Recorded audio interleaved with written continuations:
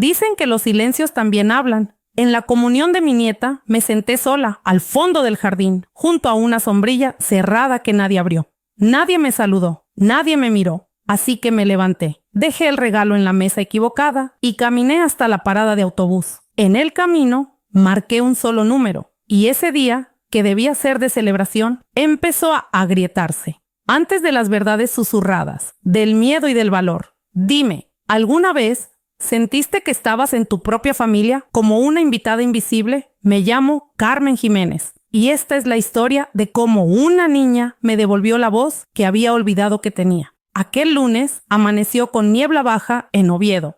El tipo de niebla que no se disipa con el café ni con la radio encendida. Abrí las ventanas para dejar pasar la luz, pero no había luz. Solo una claridad triste, como si el día también hubiera decidido quedarse en bata, sin ganas de hablar. Me preparé el desayuno con lentitud. Una rebanada de pan moreno, tomate rallado, aceite de oliva. Las manos hacían el gesto automático, como si cocinar para una sola persona requiriera un ritual más delicado. Me senté en la mesa redonda frente al bonsái, ese pequeño olmo que he cuidado durante más de 20 años. Nunca florece, pero sigue ahí, torcido y fuerte como yo. Releí unas páginas de La Regenta por enésima vez. En Vetusta también habitaba el silencio, pero era un silencio con ecos. El mío, en cambio, no rebota en las paredes, se queda. Se acumula. Después, regué las plantas del balcón. Ordené los botes de especias en orden alfabético. Limpié una taza que ya estaba limpia. Hay una forma de vivir sola que se parece mucho a desaparecer poco a poco, sin que nadie lo note. A las 11 sonó el teléfono. Era Teresa. Su voz venía rápida, sin pausas, sin afecto. Me preguntó cómo estaba, pero no esperó respuesta. Solo quería saber si podía cuidar de Sofía unos días, que había surgido un viaje urgente, que la niña no se quedaba bien con nadie, que era temporal, muy temporal. Asentí, aunque ella no pudiera verme. No dije nada, ni siquiera pregunté por qué no me había llamado antes, ni por qué Sofía, mi nieta, apenas sabía quién era yo. Después de colgar, me quedé mirando el teléfono fijo como si pudiera explicarme algo. Como si pudiera decirme en qué momento pasé de ser madre a ser servicio eventual. Recordé la última vez que Teresa vino a casa. Se quedó de pie, sin quitarse ni el abrigo. Me habló como si estuviera marcando una lista mental de cosas por hacer. No miró el bonsái, no probó el bizcocho de nuez y se fue en menos de media hora. Preparé una maleta pequeña, algunas prendas abrigadas, mi libro, un pañuelo de lana que usaba Tom en invierno. Guardé también una fotografía vieja. Teresa con 7 años, sentada en el regazo de su padre. Los tres sonreíamos. La puse entre las páginas del libro, como si necesitara una prueba de que aquello realmente ocurrió.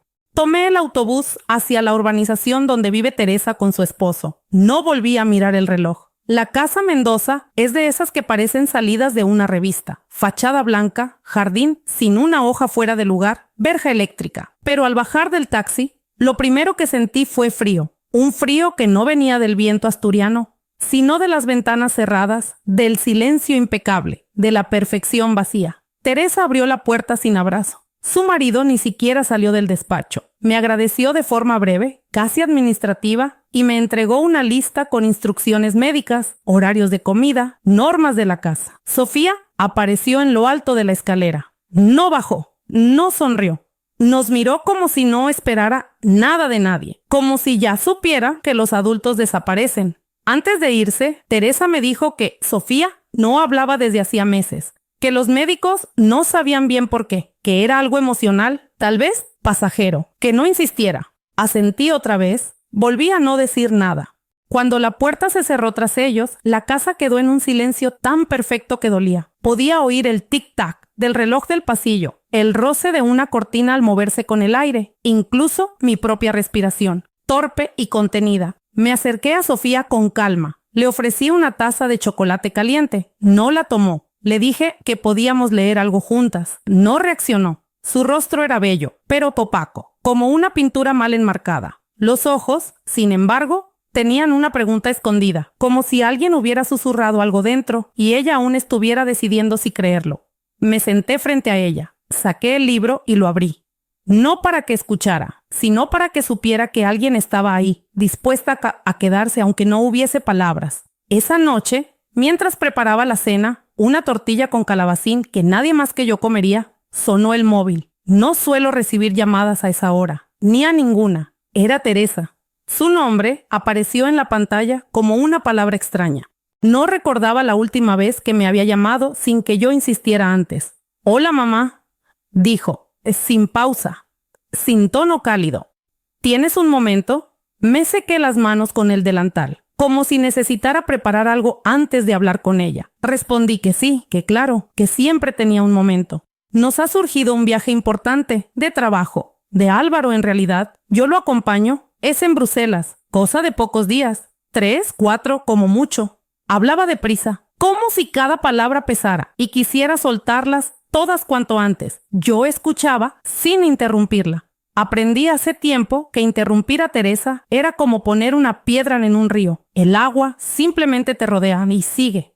«Necesito que vengas a casa para quedarte con Sofía. Ya sabes que no está yendo al colegio y la verdad, no hay nadie más. No hay nadie más me llegó como una caricia invertida, no porque me eligiera, sino porque era la última opción, una necesidad, no un deseo. Claro, dije, iré mañana por la mañana. No me preguntó si tenía algo que hacer, si estaba bien de salud, si me venía bien. Simplemente suspiró, como si acabara de tachar una tarea de su lista. «Te dejo una nota con todo lo necesario, horarios, medicinas, cosas así. Sofía, ya sabes cómo está. No es fácil, pero tú sabrás qué hacer». Yo sabría. Hacía años que no pasaba tiempo con mi nieta. Apenas la veía en cumpleaños y fiestas, donde siempre parecía preferir estar sola. Nunca supe si era por timidez o porque así se sentía más segura.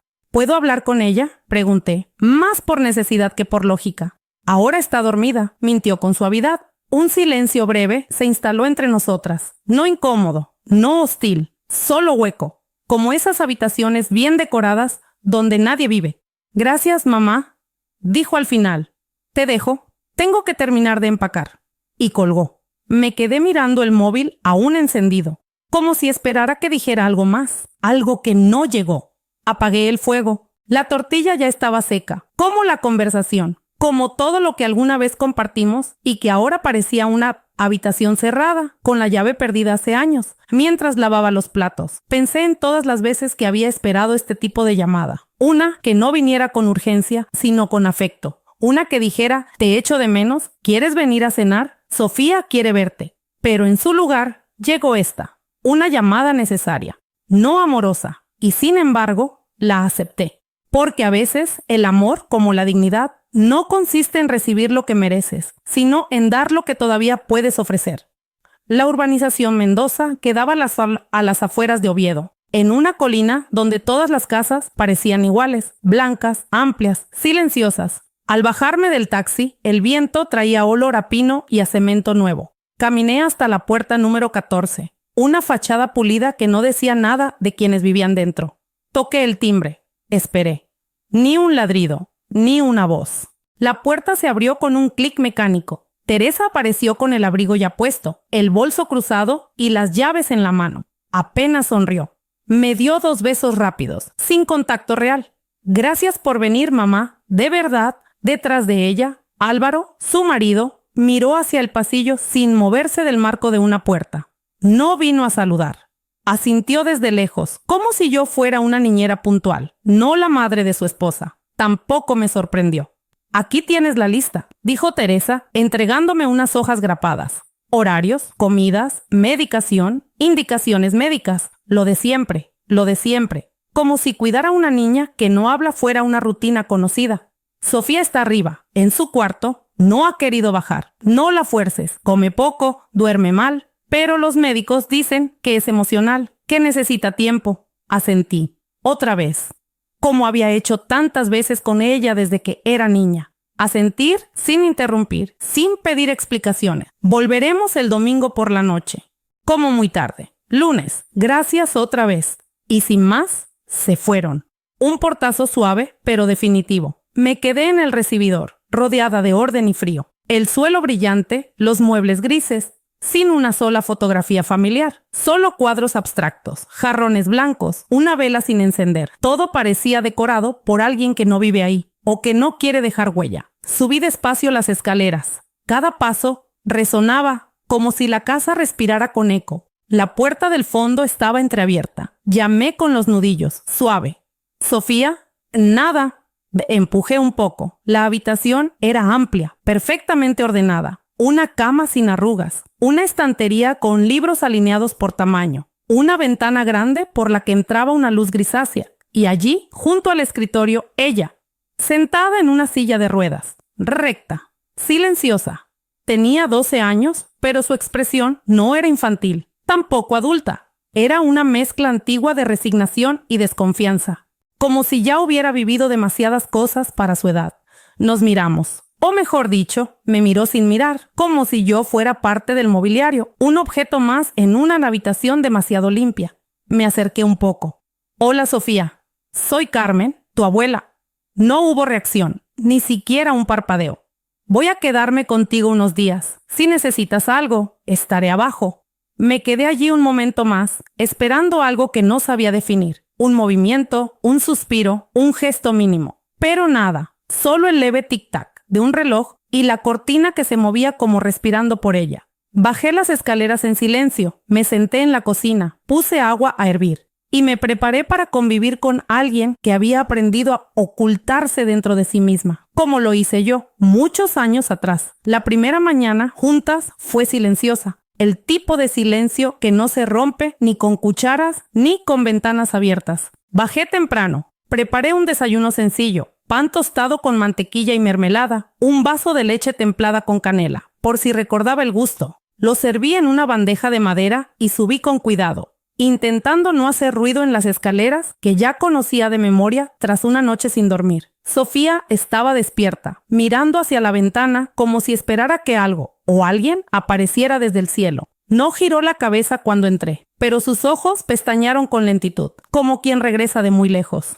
«He preparado esto para ti. No tienes que comerlo todo. Solo quería que lo supieras». Dejé la bandeja sobre la mesita junto a la cama. Ni una palabra, ni un gesto. Me senté frente a ella, sin invadir, sin forzar. Aprendí con los años que hay silencios que no se empujan, se acompañan. Abrí un libro. Cuentos asturianos para niños despiertos. Comencé a leer con voz baja, pausada, como solía hacerlo con Teresa cuando era pequeña. No por esperar respuesta, sino por sembrar algo en el aire, algún sonido amable. Pasaron los días y las rutinas empezaron a dibujarse solas. Le hablaba por la mañana, le contaba lo que cocinaba, le mostraba fotos antiguas de su madre con trenzas y rodillas raspadas. Sofía no decía nada, pero ya no evitaba mi mirada. A veces, mientras cortaba verduras o doblaba mantas, la sentía observándome desde la puerta, sin hacer ruido, como un animalito curioso que aún no se fía. Una tarde, mientras ella dormía la siesta en el salón, decidí ordenar un poco su habitación, no por entrometerme, sino porque el polvo comenzaba a cubrir los estantes.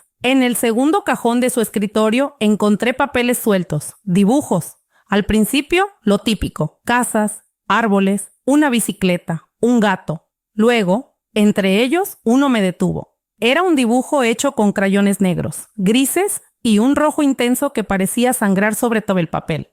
Mostraba una figura infantil sentada en una silla, rodeada de 3 figuras más altas, sin rostro. 2 de ellas tenían líneas rojas en las manos. Una, la más grande, tenía la boca abierta como gritando. Había un frasco dibujado al costado con una X marcada encima. No era un dibujo de escuela, no era juego. Era una confesión muda, una advertencia. Sentí un escalofrío que me subió desde los tobillos hasta la nuca. Me senté en la cama con el papel entre las manos, sin saber si debía guardarlo, esconderlo, mostrarlo. En ese instante, escuché su silla moverse en el pasillo. Me giré y allí estaba ella, en la puerta, mirándome con una mezcla de miedo y desafío. «Lo encontré por casualidad», dije, levantando el dibujo, sin tono acusador. «Es fuerte y triste». Sofía no respondió, pero sus ojos se llenaron de una tensión distinta. No era vergüenza, era una súplica muda. Me levanté despacio, le devolví el papel y lo apoyé en su regazo con suavidad. «Cuando quieras, puedes contarme lo que significa, o no. Solo quería que supieras que lo vi de verdad». Ella bajó la mirada y por un segundo pensé que se había encerrado de nuevo. Pero entonces mientras salía de la habitación, escuché algo. No palabras, no una frase. Un leve suspiro, como un cristal empañado que empieza a revelar lo que hay detrás. Esa noche, mientras apagaba las luces, sentí que algo había cambiado. No era confianza aún, ni complicidad, pero ya no era solo yo la que intentaba construir un puente. Había una orilla del otro lado, una orilla que empezaba, tímidamente, a responder. Aquella noche, la lluvia llegó sin aviso. No como una tormenta dramática de película, sino como un lamento constante, cansado, que golpeaba los cristales como quien llama a una puerta sabiendo que no van a abrirle. Apagué la televisión, me envolví con una manta y me senté en el sillón del salón, con una taza de té ya frío entre las manos. El reloj marcaba las 2:15.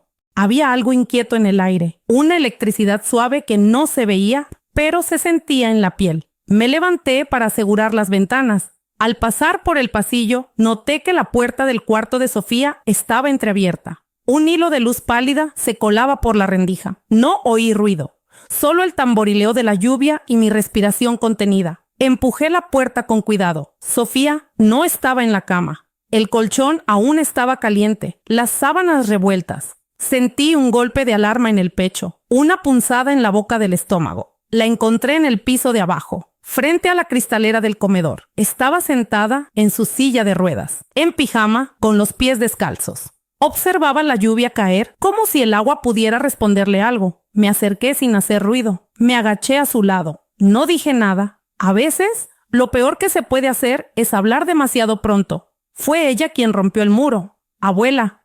La palabra llegó como un milagro. Pequeña, quebrada, pero viva.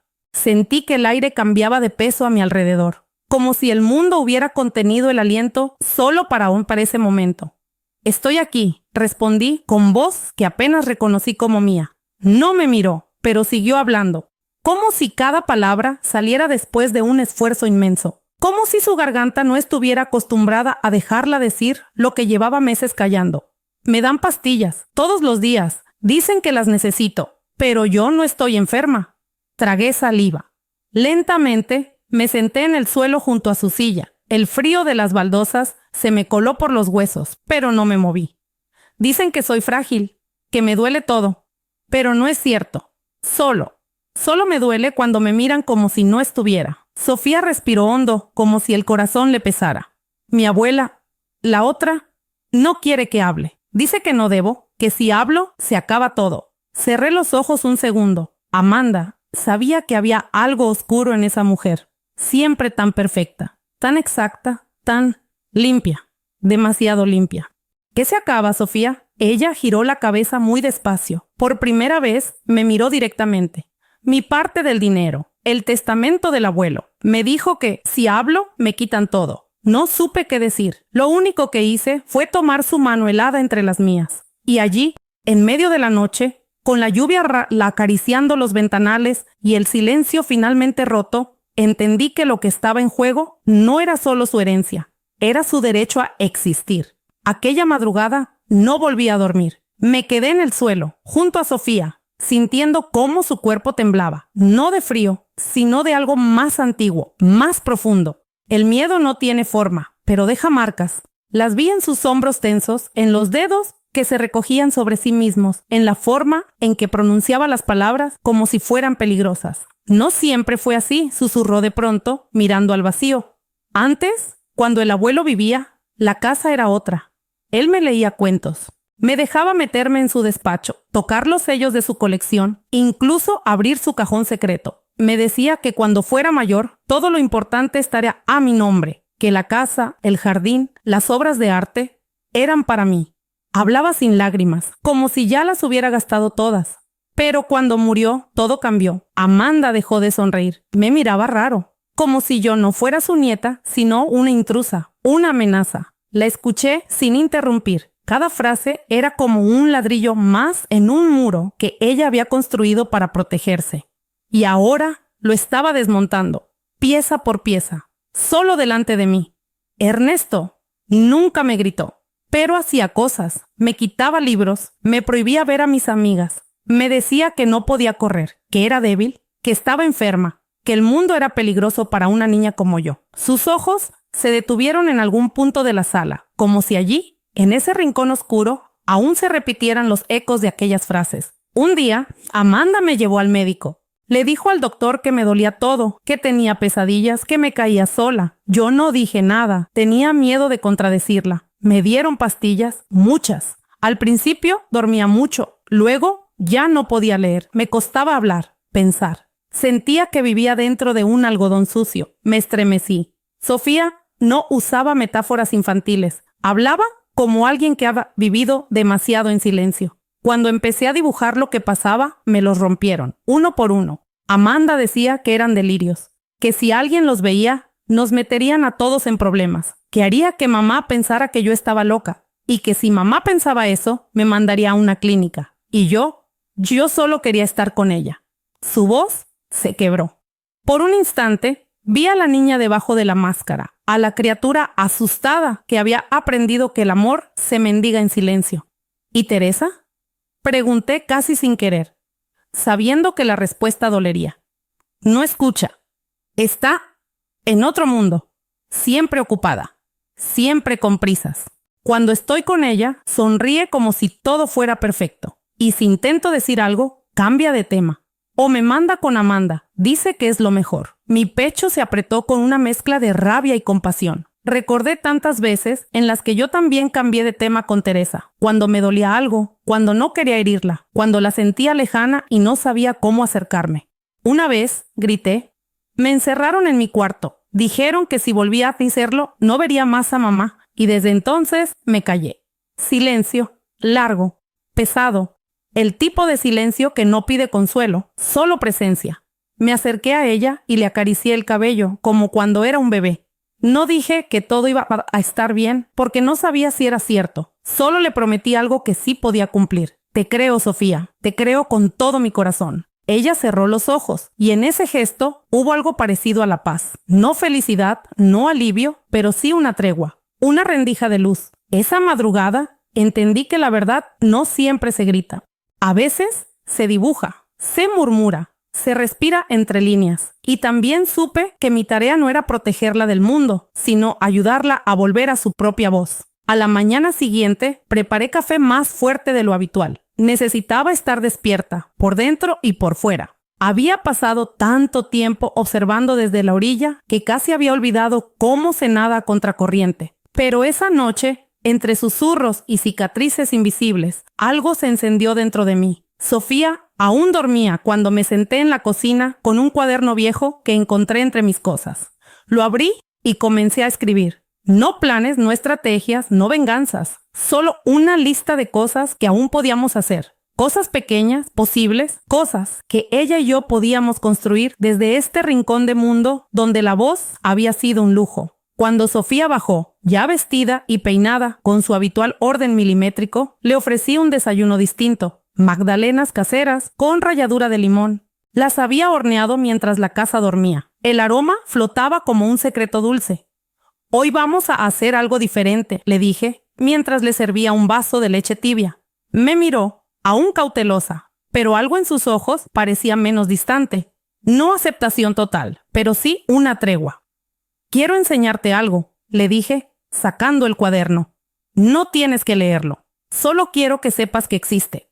Lo dejé sobre la mesa, abierto por la primera página. Allí, en mi letra torcida, decía: la voz es como un músculo. Si no se usa, se debilita, pero siempre puede volver a moverse. Ella lo leyó en silencio. No dijo nada, pero se quedó con el cuaderno cuando subió de nuevo a su habitación. Esa noche, cuando fui a recoger su taza, lo encontré en su escritorio, abierto. Había dibujado una pequeña chispa junto a mi frase. Fue entonces cuando supe que la resistencia había comenzado. Los días siguientes se convirtieron en pequeñas conspiraciones, nada grandilocuentes, solo gestos.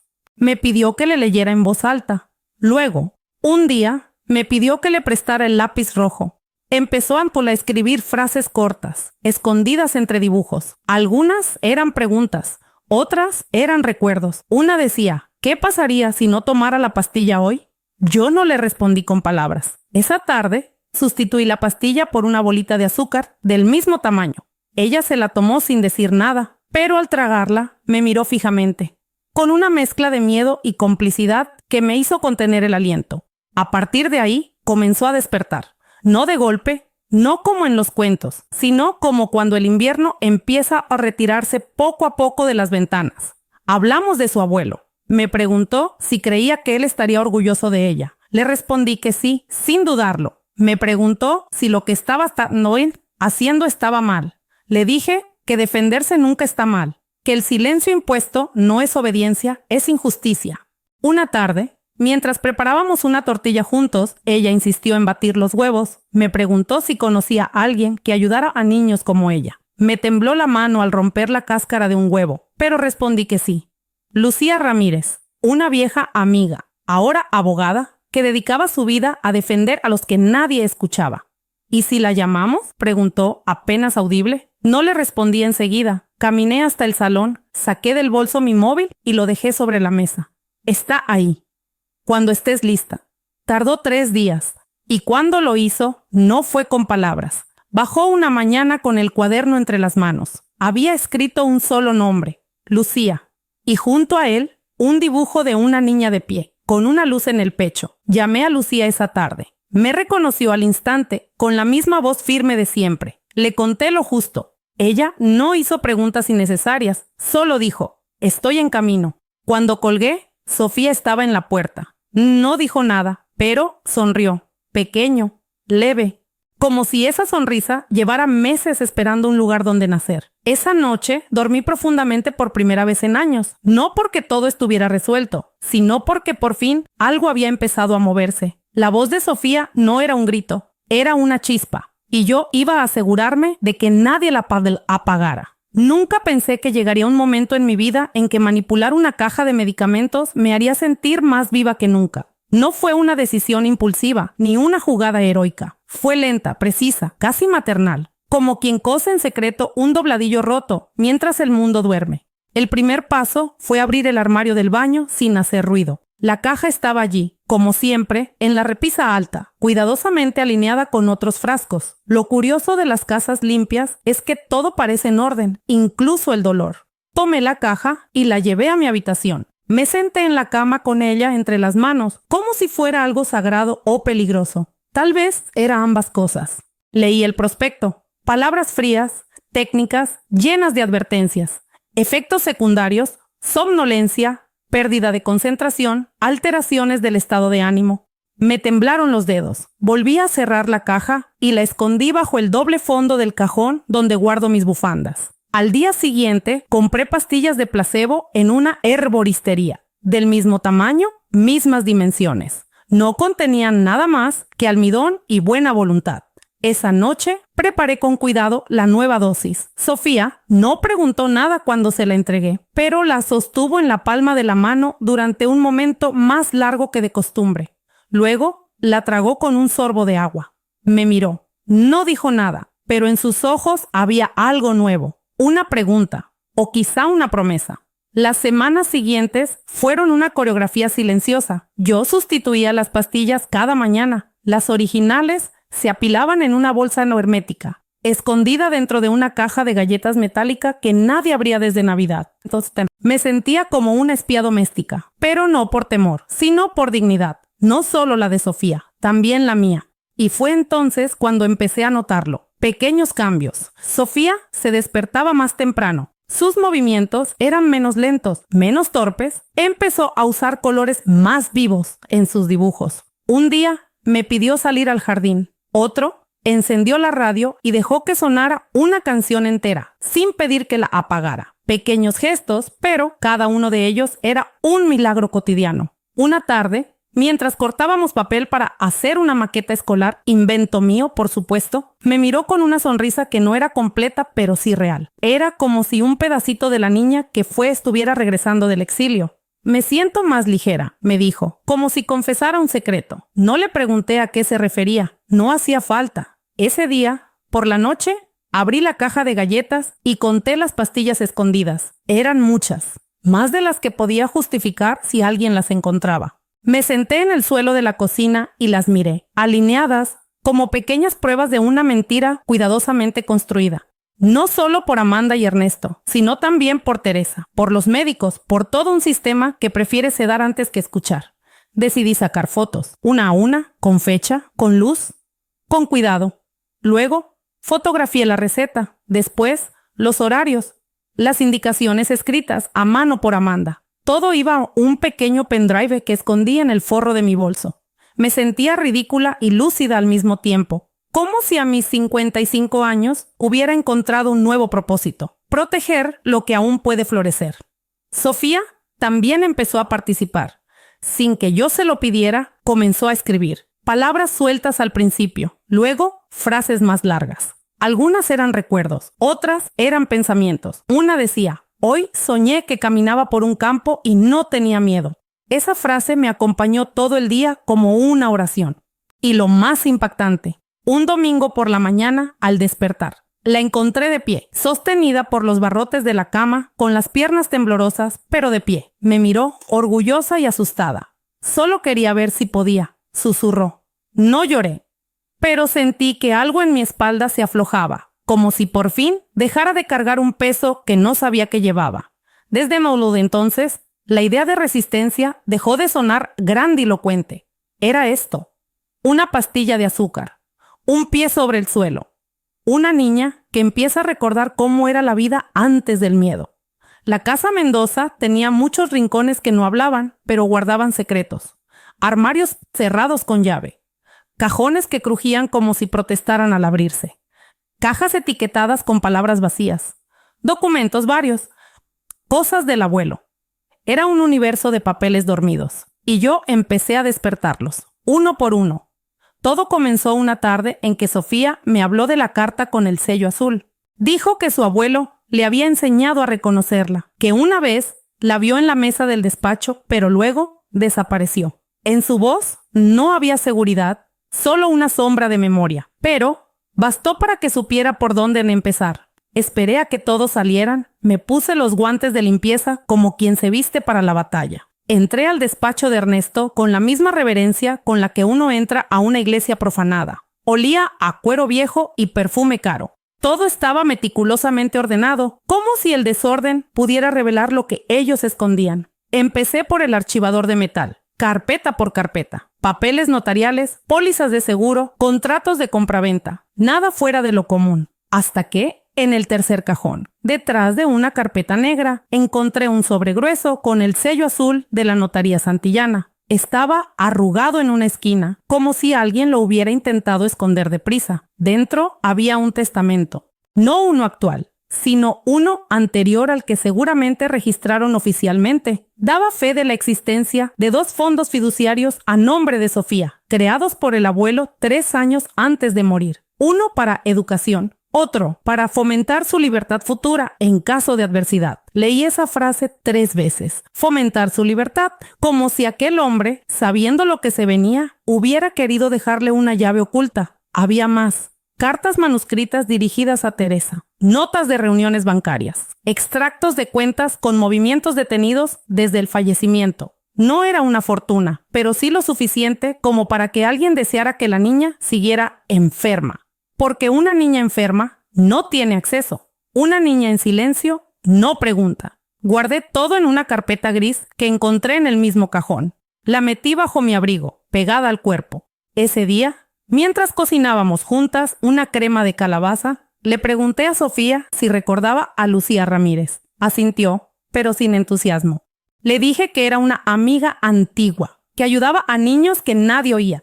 Esa noche, cuando ella dormía, abrí mi viejo móvil, ese que apenas uso, y busqué su número entre los contactos de siempre. Seguía allí. Lucía R. Dudé antes de marcar. Hacía más de una década que no hablábamos. La última vez fue en un entierro. Pero mi dedo tembloroso pulsó el verde.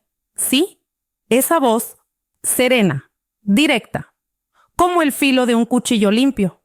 Lucía, soy Carmen. Carmen Jiménez. Un segundo de silencio. Carmen, qué milagro. No supe por dónde empezar. Le hablé despacio, del dibujo, de las pastillas, de la carta con el sello azul. No exageré nada, no adorné.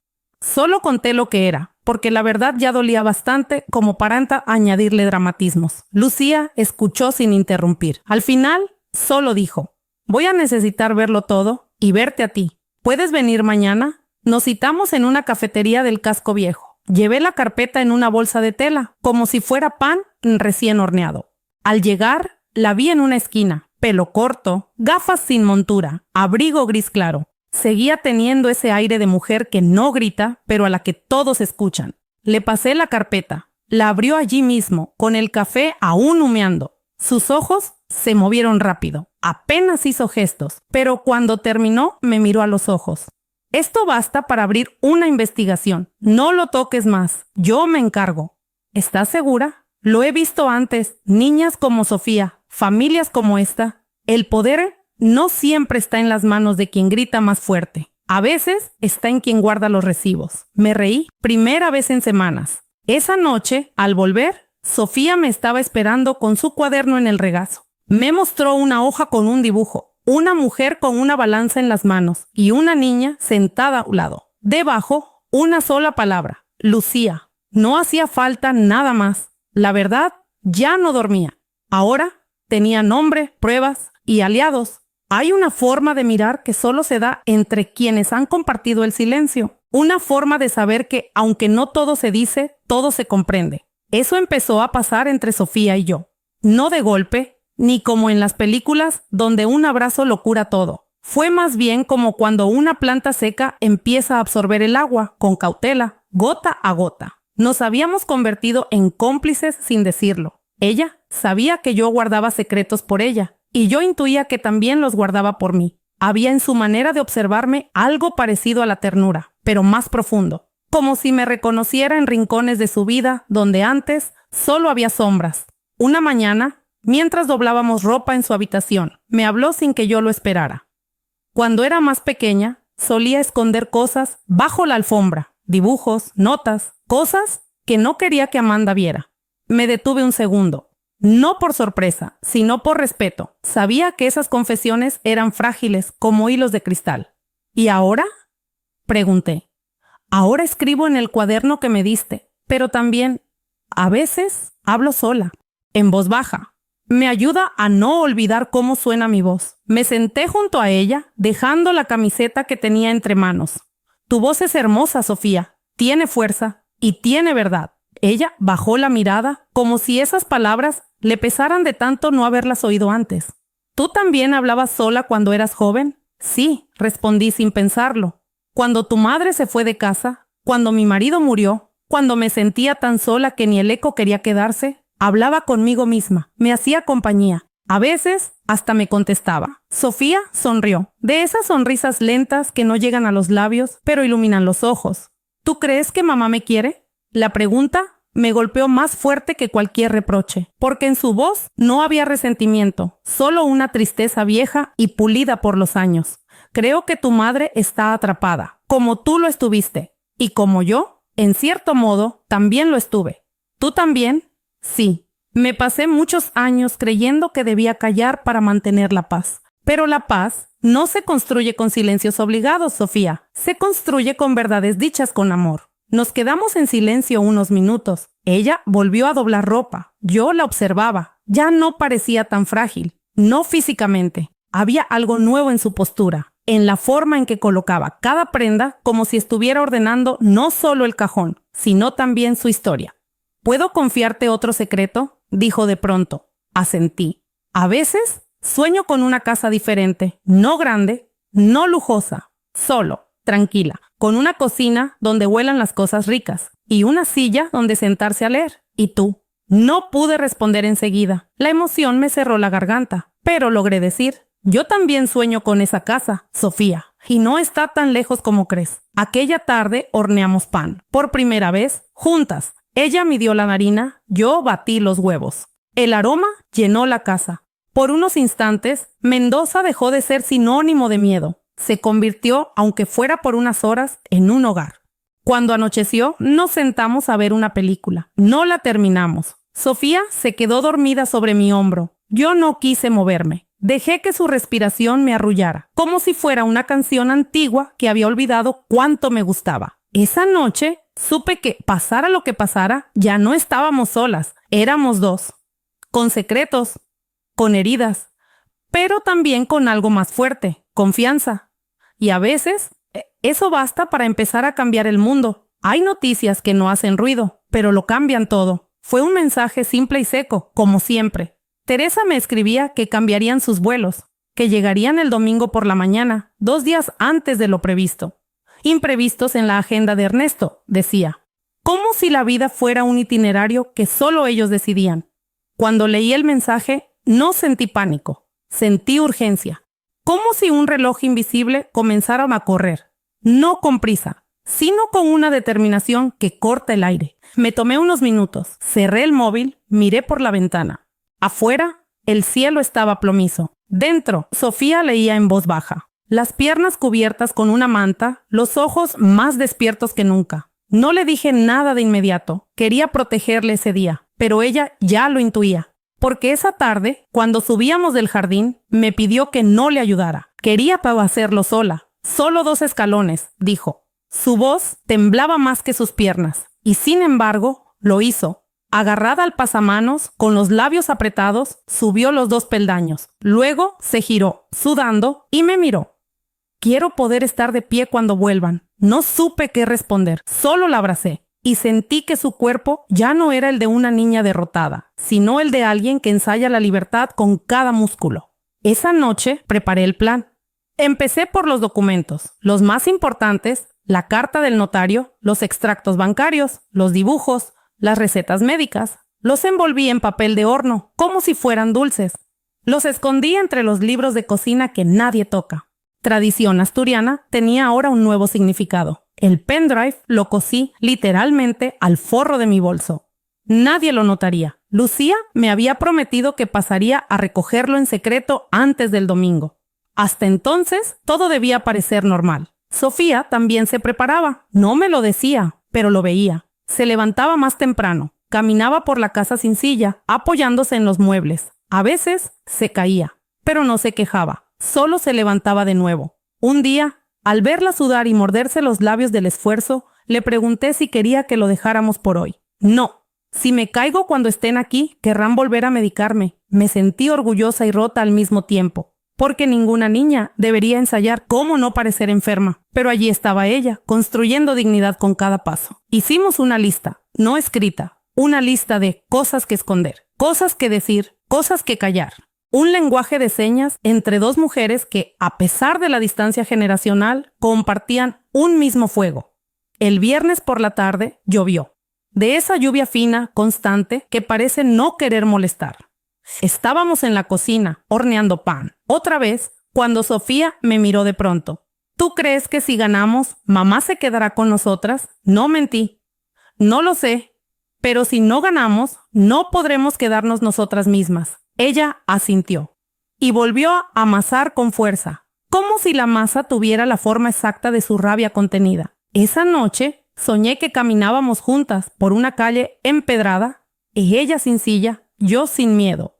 Al despertar, decidí sacar una copia extra de todo. La escondí en el respaldo hueco del sofá, junto a un sobre vacío, por si acaso. El sábado pasó como una ráfaga. Últimos detalles, últimos repasos. Sofía ya podía recorrer casi todo el pasillo sin apoyo. Cuando lo logró completo, se giró hacia mí y dijo: si me tiemblan las piernas, mírame con calma. ¿Por qué? Porque si tú estás tranquila, yo puedo fingir que también lo estoy. La abracé fuerte y supe que, pasara lo que pasara al día siguiente, ya habíamos ganado algo que nadie nos podría quitar. La certeza de habernos encontrado. Cuando cayó la noche, la casa estaba en silencio, pero no era el silencio pesado del inicio. Era un silencio lleno de latidos, de promesas, de cosas que estaban a punto de decirse. Nos acostamos temprano. Yo no dormí. Ella tampoco. Afuera, el viento golpeaba las ventanas. Dentro, 2 almas se preparaban para recibir el día que cambiaría todo. La última noche, antes de que volvieran, los Mendoza fue, quizás, la más larga de mi vida. No por el insomnio, sino por el peso del tiempo. Cada minuto se volvió denso, como si el reloj no quisiera avanzar, pero a la vez nos recordara que el final estaba cerca. Lucía me había confirmado que tenía todo en sus manos. que había entregado una copia al juez de menores y solicitado una orden de protección temporal. No era garantía de nada, pero era un paso, un movimiento en el tablero. No estás sola, Carmen, me dijo al colgar. Y Sofía tampoco. Pero en esa casa, tan grande y llena de ecos, la soledad siempre encontraba un rincón para colarse. Esa mañana, cuando abrí las persianas, el cielo tenía ese tono grisáceo que presagia tormenta sin lluvia. Sofía ya estaba despierta, vestida, sentada en la silla, con la espalda recta y los ojos fijos en la puerta. «Hoy vienen, ¿verdad?», asentí. A mediodía. No dijo nada más, pero empezó a mover los dedos, como si afinara un instrumento invisible. Entendí que no eran nervios. Era su manera de prepararse, de recordar que tenía un cuerpo y una voluntad. Pasamos la mañana como si estuviéramos preparando una función de teatro. Revisamos cada rincón. Nos aseguramos de que todo estuviera como ellos lo dejaron. Las fotos familiares en su sitio, los libros alineados, ni una pista de la verdad que habíamos desenterrado. El cuaderno de Sofía, con sus dibujos y confesiones, lo escondimos en el fondo del piano, entre las partituras amarillentas. Nadie tocaba ese piano desde hacía años. Las pastillas originales, ya en su bolsa hermética, las guardé en el termo viejo del trastero, ese que Amanda siempre decía que algún día tiraría. A las 11:30, Sofía me pidió que le ayudaran a vestirse con el vestido azul, ese que Amanda le había comprado, pero que nunca usaba porque decía que la hacía parecer triste. Era el único que Sofía había guardado con cuidado. Lo sacó del armario, lo planchó ella misma y me pidió que le hiciera una trenza. «¿Así está bien?» «Perfecto», le dije, conteniendo las lágrimas. «Pareces tú misma». Poco antes del mediodía, el sonido de unas ruedas sobre la grava nos anunció lo inevitable. Me acerqué a la ventana y los vi.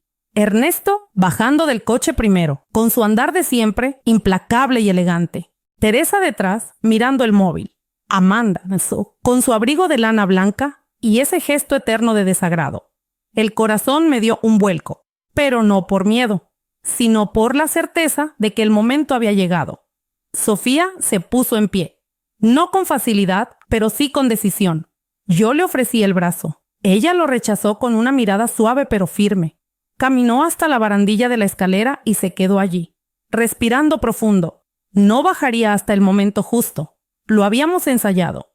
Yo fui a la cocina, puse agua a hervir para el té. Preparé la bandeja con calma. Cada gesto tenía un sentido. Cada cucharita, cada taza, era parte de nuestra defensa silenciosa. La puerta principal se abrió.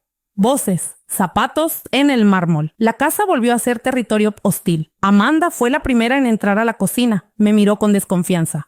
«¿Qué haces aquí todavía?» Esperaba para daros la bienvenida. No respondió. Se giró. Ernesto me saludó con frialdad. Teresa no levantó la vista de su teléfono.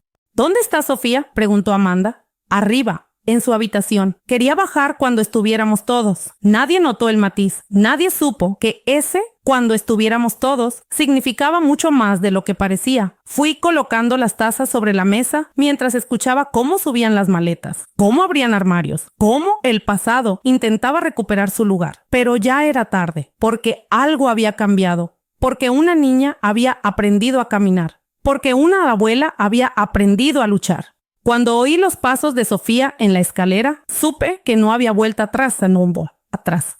Hay días que comienzan como cualquier otro, pero llevan una carga que solo el cuerpo sabe. Me desperté antes que el sol, no por ansiedad, sino por necesidad de silencio. Quería sentir la casa, antes de que se llenara de voces que no escuchan. La recorrí despacio, pisé con suavidad los mosaicos del pasillo, respiré el olor antiguo de las cortinas, del polvo acomodado en los rincones donde nadie mira.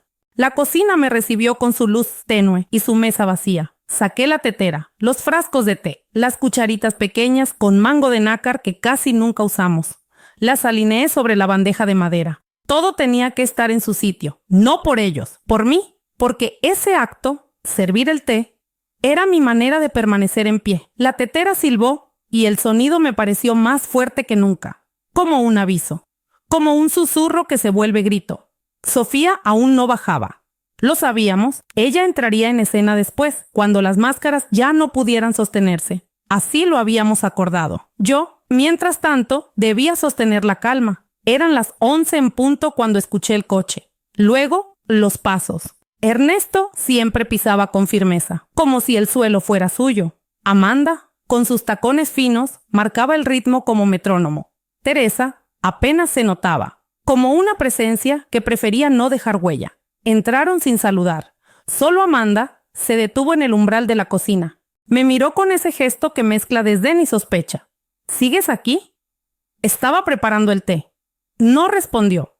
Tomó asiento como si el sillón le debiera algo. Ernesto encendió su móvil y empezó a revisar correos. Teresa se apoyó en la encimera, sin quitarse las gafas de sol. Nadie preguntó por Sofía, nadie preguntó por mí. Serví las tazas una a una. El líquido caliente llenaba el aire de aroma a manzanilla y menta. Amanda lo olió con disgusto, pero no dijo nada. Yo me senté al otro extremo de la mesa. Nadie hablaba. Solo el golpeteo lejano del reloj de péndulo llenaba los huecos. Fue entonces cuando sentí que algo en mí había cambiado. No estaba allí como una invitada incómoda. Estaba como guardiana, como testigo, como parte de algo más grande que el miedo. ¿Dónde está Sofía?, preguntó Ernesto sin alzar la vista. En su cuarto, bajará en breve. El silencio se volvió más denso. Como si todos, en el fondo, intuyeran que lo que vendría después no sería una escena más de rutina familiar. La cuchara de Amanda tintineó contra la taza. Teresa dejó escapar un suspiro. Ernesto cerró el móvil con un clic seco. Entonces, desde lo alto de la escalera, escuchamos un crujido leve, un paso, luego otro, y otro más, lento, firme, como si cada movimiento llevara dentro una historia que aún no había sido dicha. No me giré, no tenía que hacerlo, sabía que era ella. El rugido aún no había empezado, pero la calma ya no era calma, era promesa. Los pasos descendían con la lentitud de lo inevitable. Cada crujido de la madera parecía marcar un compás nuevo. Me giré, al fin, como si mis ojos quisieran confirmar lo que el corazón ya sabía. Sofía bajaba, sola, con el vestido azul que Amanda detestaba y la trenza que le hice por la mañana. Sus manos temblaban apenas, pero sus ojos eran otra cosa. No eran de niña, eran de alguien que ha visto la verdad y ha decidido no retroceder. Amanda fue la primera en reaccionar. Se levantó de golpe, la silla chirrió sobre el mármol. ¿Qué haces? Vas a caerte. Pero Sofía no se detuvo. Un escalón más, luego otro. Cada paso era una palabra que aún no había dicho.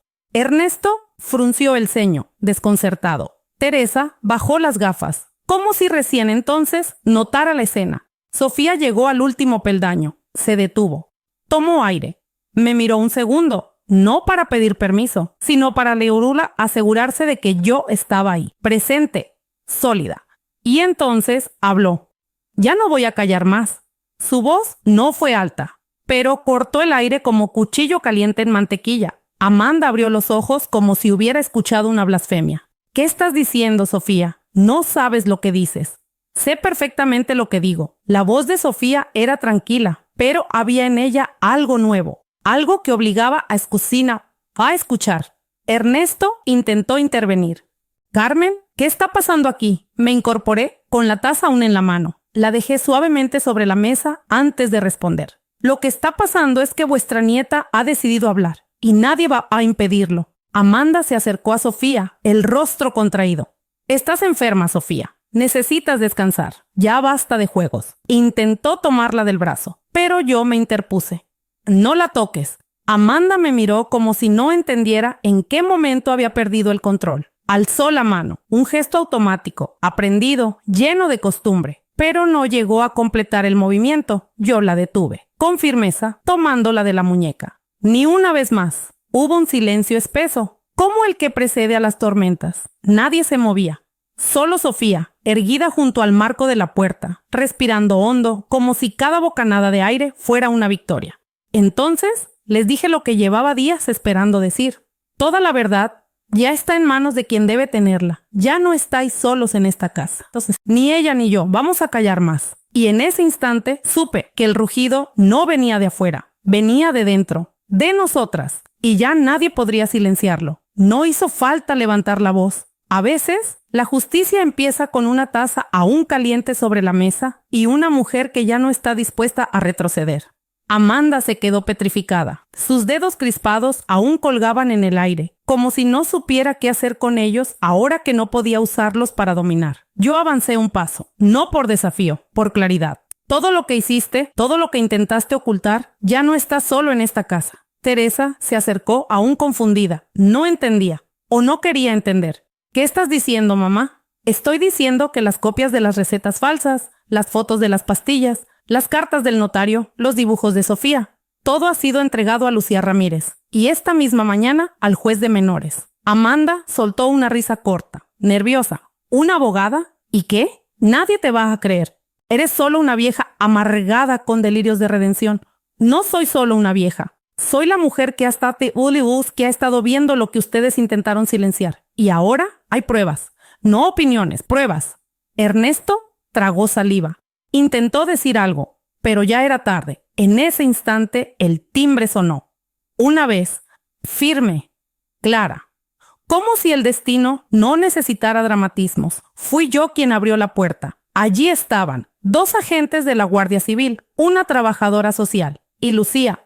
Su mirada se cruzó con la mía y no hizo falta palabra alguna. Habíamos llegado. Entraron con calma, con autoridad. Amanda intentó protestar. Ernesto dio un paso atrás. Teresa palideció. Lucía se dirigió directamente a mí. Todo está en orden. El juez ha dictado la protección inmediata para Sofía y ha ordenado una investigación formal sobre los actos de los Mendoza. Sofía, desde en el pasillo, lo escuchó todo. No se escondió, no tembló, solo respiró hondo, como si su cuerpo por fin soltara un peso que no le pertenecía.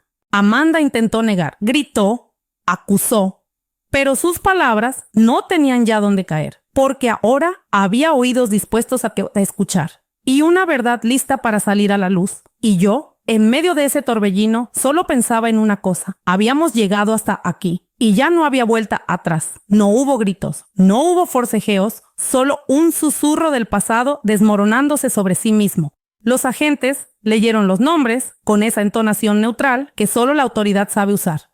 Ernesto Mendoza levantó las manos lentamente, como si aún creyera que aquello era una mala interpretación. Uno de los agentes le colocó las esposas con eficiencia discreta. El clic metálico resonó como un punto final. Amanda, en cambio, no pudo sostenerse. Cayó sentada en el sofá, las piernas abiertas, la cara deshecha. Murmuraba cosas que ya no tenían sentido, palabras sueltas, frases sin forma, como si buscara desesperadamente el control que se le escapaba entre los dedos. Teresa, en silencio, apoyó la espalda contra la pared. No lloraba, no hablaba, solo miraba a su hija. Y por un instante creí ver algo parecido a vergüenza en sus ojos, pero no duró. Lucía se acercó a mí. Me tocó el brazo. Su mano era cálida, firme. No necesitábamos hablar, pero ella lo dijo de todos modos. Lo lograste, Carmen. Y entonces, sin aviso, me abrazó. Un abrazo largo, hondo, como esos que una guarda por años y solo entrega cuando sabe que ya es seguro soltar el peso. Yo no lloré, no podía. Tenía demasiado adentro para que las lágrimas encontraran la salida correcta. Pero sentí como algo en mi pecho se abría, como una ventana que llevaba décadas cerrada. Sofía se acercó, con pasos cortos, firmes. Se detuvo junto a Lucía y me miró. No necesitó palabras, me tomó la mano. Y allí supe que todo había valido la pena, que cada noche en vela, cada taza de té preparada en silencio, cada vez que la ayudé a dar un paso más, todo conducía a este momento, donde ya nadie podía fingir, donde la verdad, aunque tardía, por fin tenía lugar.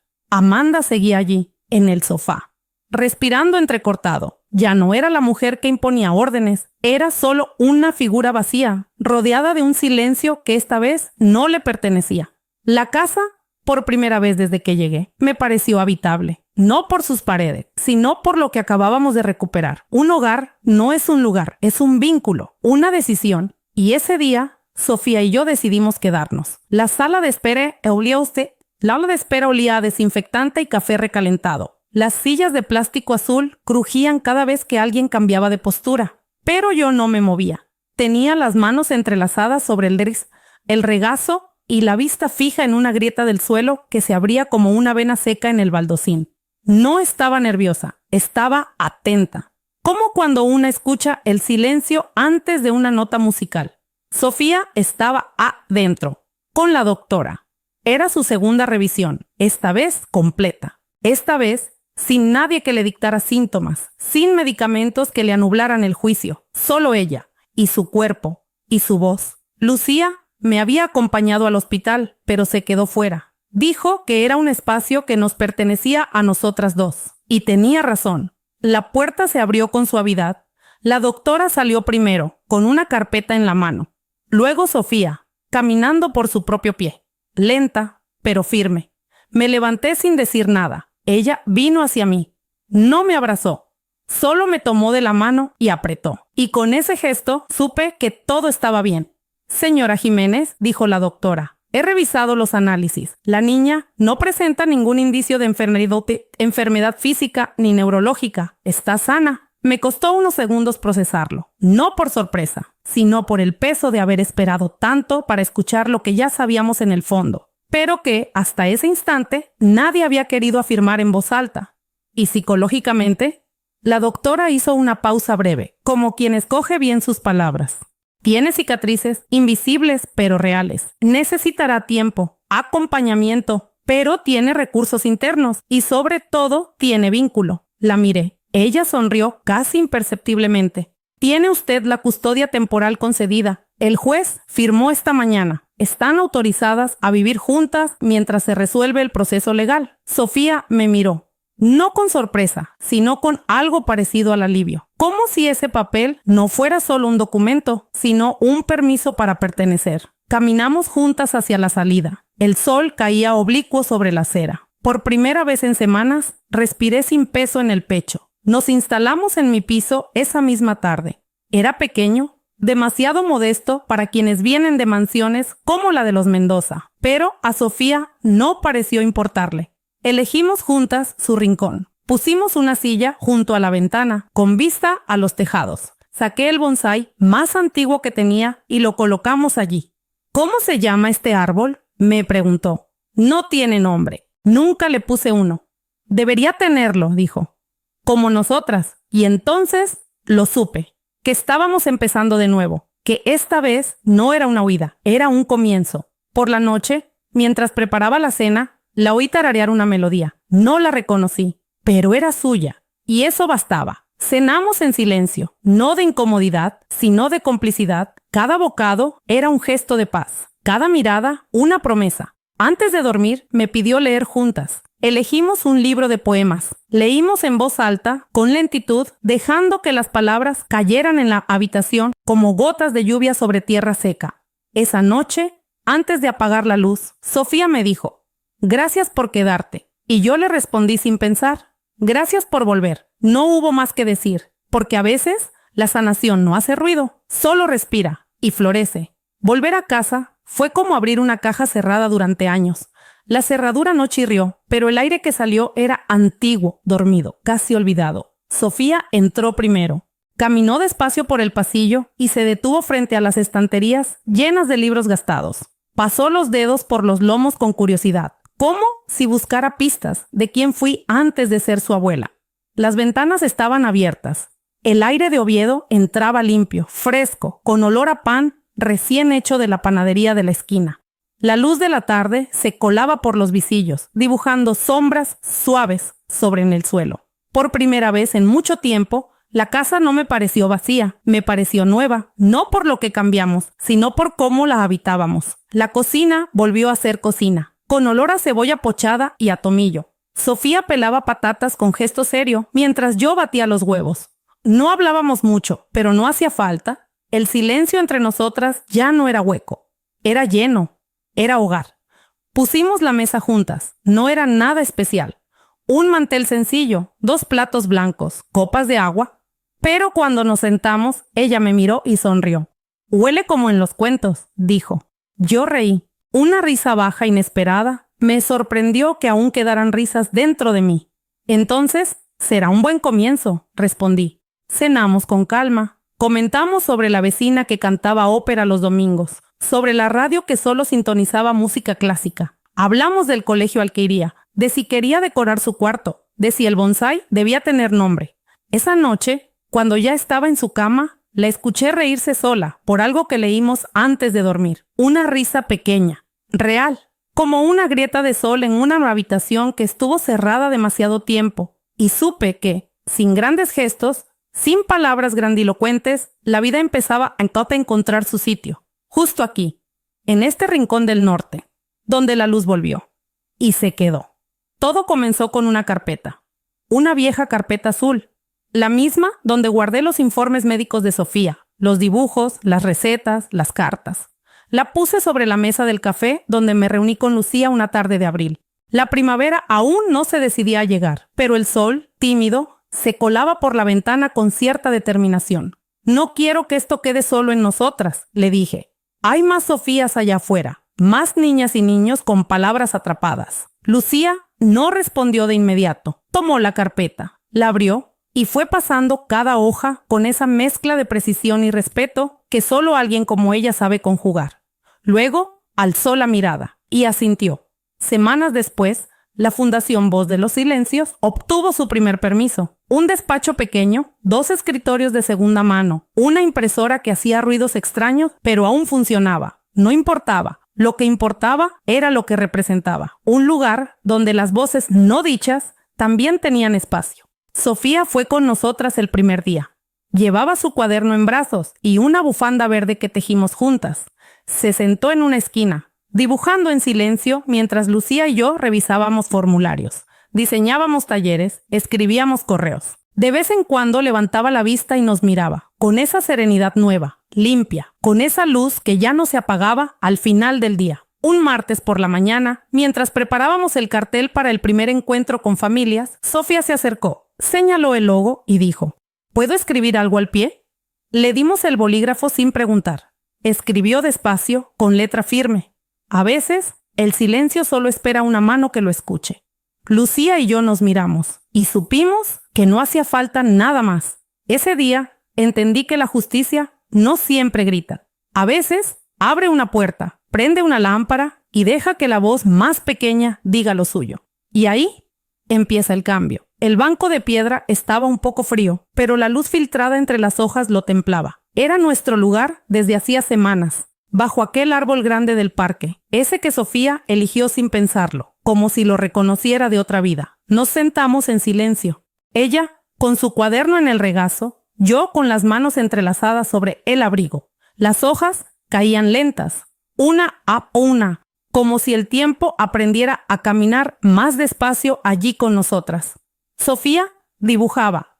No me decía qué, no hacía falta. Su concentración era serena, tranquila. De vez en cuando me miraba, no para buscar aprobación, sino para compartir el instante, y eso bastaba. Los niños corrían más allá, gritaban nombres, hacían rodar bicicletas. Una madre amamantaba a su bebé. Un anciano lanzaba migas de pan a las palomas. Y nosotras, justo al medio, estábamos completas. No sentía necesidad de hablar, pero aún así lo hice. Bajito, como quien entrega una verdad sin esperar respuesta. A veces, lo más importante es escuchar lo que no se dice con palabras. Sofía dejó de dibujar. Me miró. Sus ojos eran agua tranquila. Asintió sin decir nada. Y volvió al papel. En su trazo había algo que reconocí. No una imagen exacta, sino una sensación. Raíz, pleno abrigo. Salió horizonte. Era un árbol. El nuestro, con 2 figuras sentadas al pie. No necesitaban rostro. Se entendían igual. Me quedé allí mirándola mientras el sol bajaba despacio. Pensé en todo lo que se había roto y en todo lo que, a pesar de eso, habíamos salvado. El viento nos tocó suave, como si nos bendijera. Y por primera vez, en mucho tiempo, supe que no quedaba nada por decir. Solo quedaba vivir.